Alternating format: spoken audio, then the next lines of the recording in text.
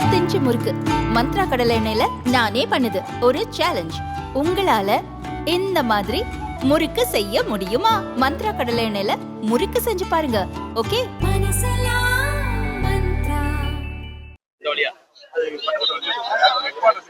இன்றைய தினம் தஞ்சாவூர், ராமேஸ்வரம், புதுக்கோட்டை, அறந்தாங்கியிலிருந்து திருச்சி, அறந்தாங்கி டு திருச்சி, அதே போல மூன்று வழித்தடங்களிலும் புதிய பேருந்துகள் இன்றைக்கு தமிழக அரசினுடைய போக்குவரத்து துறை சார்பில் இயக்கப்பட்டிருக்கின்றன. மாண்புமிகு தலைவர் தளபதியுடைய ஆட்சி பொறுப்பேற்ற பிறகு பழைய பேருந்துகள் எல்லாம் மாற்றப்பட்டு புதிய பேருந்துகள் படிப்படியாக இயக்கப்பட்டு வருகின்றன என்பதை நீங்கள் அறிவீர்கள். எனவே இன்றைக்கு இந்த புதிய பேருந்துகள் மூன்றும் புதுக்கோட்டையிலிருந்து இயக்கப்படுகிறது.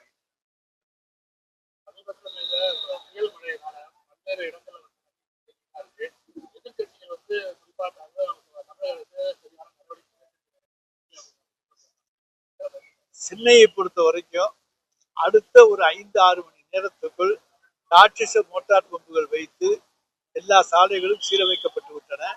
எனவே சென்னையில இன்றைக்கு நீங்க சொன்னீங்கன்னா அந்த குற்றச்சாட்டு ஏற்றுக்கொள்ளத்தக்கதல்ல. அதே நேரத்தில் சாத்தனூர் அணை போன்றவைகள் எல்லாம் உடைந்து அங்கிருந்து அதிகமான அளவு தண்ணீர் வெளியேறியது. விக்கிரவாண்டிக்கு அருகிலே தென்பெண்ணை ஆற்றிலே அதிகமான தண்ணீர் வெளியேறியது ஆகியவற்றின் காரணமாக சிறிது போக்குவரத்து நேற்று வரைக்கும் பாதிக்கப்பட்டது. அவையெல்லாம் இன்றைக்கு சீர் செய்யப்பட்டு எல்லா வகையிலும் போக்குவரத்துகள் சரி செய்யப்பட்டது. நம்ம நாட்டில்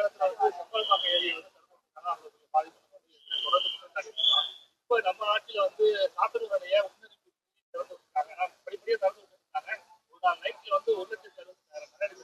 செம்பரம்பாக்கம் ஏரி என்பது யாருக்கு எந்த விதமான எச்சரிக்கையும் கொடுக்காமல் திறந்து விடப்பட்டது. சாத்தனூர் அணை அப்படி அல்ல.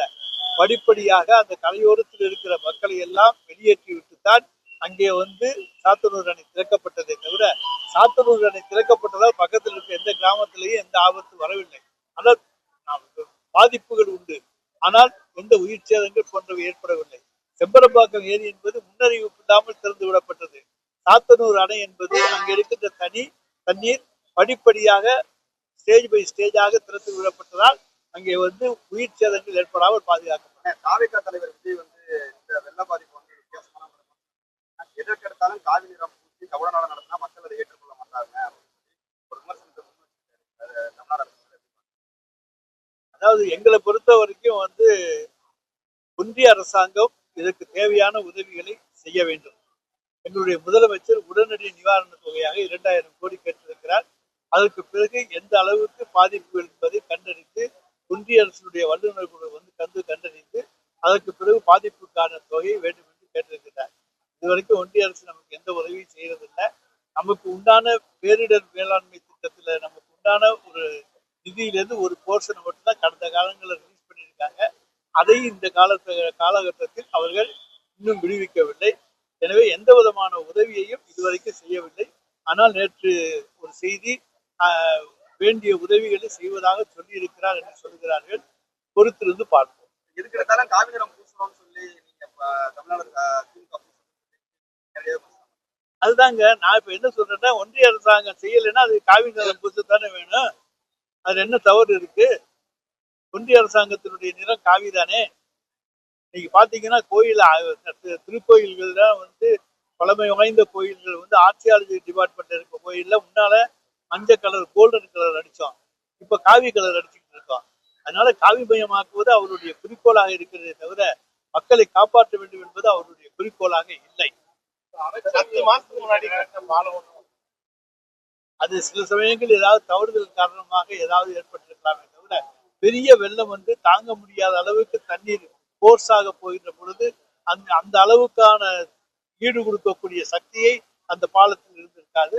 எனவே அதனால் அடித்து செல்லப்பட்டிருக்கலாம். அது என்ன என்பதை வல்லுநர்கள் அறிந்து அதற்கான விவரத்தை தருவார்கள். தமிழக முதல்வர் தற்போது தொலைக்காட்சியில விளம்பரம் பண்றாங்க. யாருமே குடிக்காதீங்க, குடியில்லாத மாநிலம் மாற்றணும். அதை குடியை நிறுத்துறதுக்கான அத்தனை அதிகாரமும் அவர்கிட்ட இருக்கு. அந்த கடையை முழுவதும் நான் திரும்ப சொல்றேங்க, நான் உங்களுக்கு திரும்ப சொல்றேன், நாங்க மட்டும் நிறுத்த முடியாது.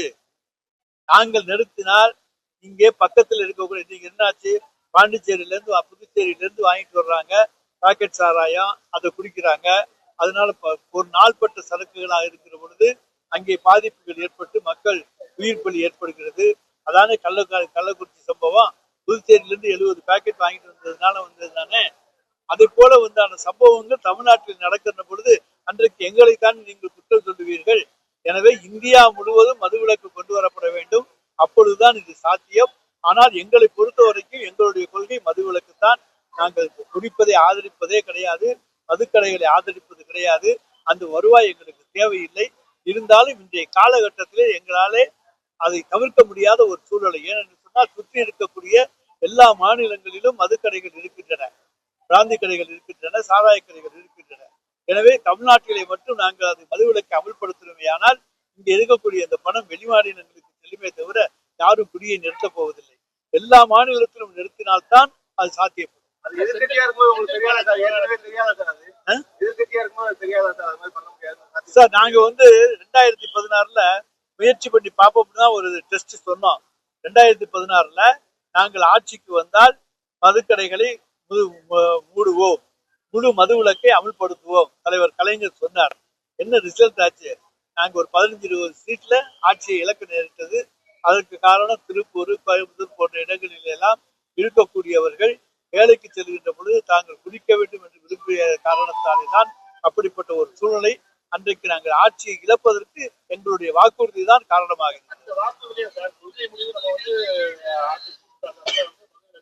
ஆமா, கொள்கை முடிவு அதுதான். இல்ல, ஆட்சிக்காக கொள்கையை விட்டுக் கொடுக்கவில்லை. எல்லா மாநிலங்களும் அந்த கொள்கை அமல்படுத்தப்பட்டால்தான் தமிழ்நாட்டில் அமல்படுத்த முடியும் என்பது எங்களுடைய நிலைப்பாடு. நாங்கள் என்றைக்கும் மதுவிலக்கை கொண்டு வருவதற்கு தயாராக இருக்கிறோம். சார், ஒருத்தருக்கு அமைச்சர் பதவி கொடுப்பதும் கொடுக்காது மாண்புமிகு முதலமைச்சருடைய விருப்பம். அதுல யாருமே கேள்வி கேட்க முடியாது. ஏன்னா அவசரமா கொடுத்தாங்களா, திடீர்னு கொடுத்தாங்களாங்கிறது இல்லை. ஏற்கனவே அவர் சிறைக்கு செல்லுகிற பொழுதே அமைச்சராகத்தான் இருந்தார். சிறையிலே அமைச்சராகத்தான் சிறிது காலம் இருந்தார். அதற்கு பிறகுதான் அவர் ராஜினாமா செய்தார். எனவே சிறையில இருந்து வந்த பிறகு அவருக்கு மீண்டும் அந்த பொறுப்பு கொடுத்ததிலே எந்த விதமான தவறும் இருப்பதாக எங்களுக்கு தெரியவில்லை. பாஜக தலைவர் அண்ணாமலை மெட்ராஸ்ல என்ன பாதிப்பு ரேஷன் கார்டுக்கு 6000 ரூபாய் கொடுத்தாங்க. இப்போ 2000 அதை விட கடுமையான பாதிப்பு விழுப்புரம் கள்ளக்குறிச்சி 2000 ரூபாய் கொடுத்தாங்க. இரட்டை நிலைப்பாடு இல்ல, அது மற்ற நிவாரண பொருட்களை நாங்க நிறைய கொடுக்கிறோம்.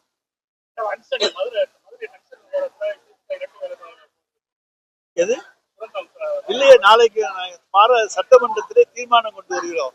அது தேவையில்லை, மாநில அரசு அதை எதிர்க்கிறது, தேவையில்லை என்று நாங்கள் தீர்மானம் கொண்டு வருகிற பொழுது எப்படி நாங்கள் இரட்டை வேடம் போட முடியும்? அனுமதி கேட்டதே திமுக அரசு இல்லைங்க, நாங்க வேண்டாம்னு தீர்மானமே கொண்டு வர்றோமே. அந்த டங்ஷன் சுரங்கம் வேண்டாம், அது பொதுமக்களுக்கு பாதிப்பு, எனவே சுற்றுச்சூழலுக்கு பாதிப்பு, எனவே அது தேவையில்லை என்று சட்டமன்றத்தை தீர்மானம் நிறைவேற்றி அனுப்ப போகிறோம். கடந்த 3 மாதத்துக்கு தமிழகத்திலிருந்து அனுமதி கேட்டு ஒரு அறிக்கை அப்பெல்லாம் அந்த அறிக்கை அதை பற்றி அந்த துறை அமைச்சரிடத்தான் கேட்க வேண்டும் என்ன நடந்தது. அம்பேத்கர் புத்தகம்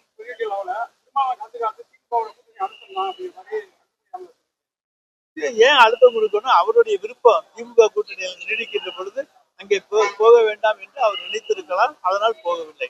அதுக்கு நாங்க ஏன் அழுத்தம் கொடுக்கணும்? அது ஏன் அன்புமணி அதை பத்தி ஏன் கவலைப்படணும்? அவருக்கு என்ன இந்த அக்கறை? எதிர்கட்சிகள் கேள்வி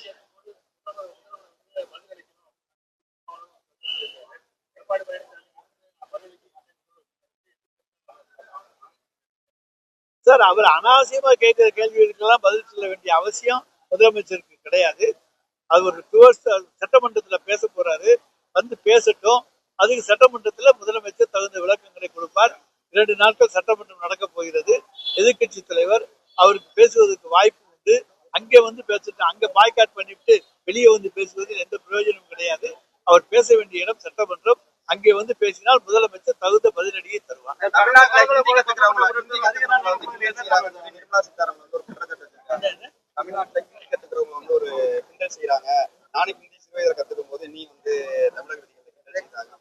இப்ப இந்தி எங்க கத்து கொடுக்கறாங்கன்னு தெரியல.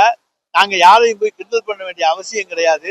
மொழி இந்தியை திணிக்காதீர்கள் என்பதுதான் எங்களுடைய நிலைப்பாடை தவிர யாரும் இந்தி கத்துக்க கூடாதுன்னு நாங்க யாரையும் சொல்லல, யாரையும் தடுக்கல.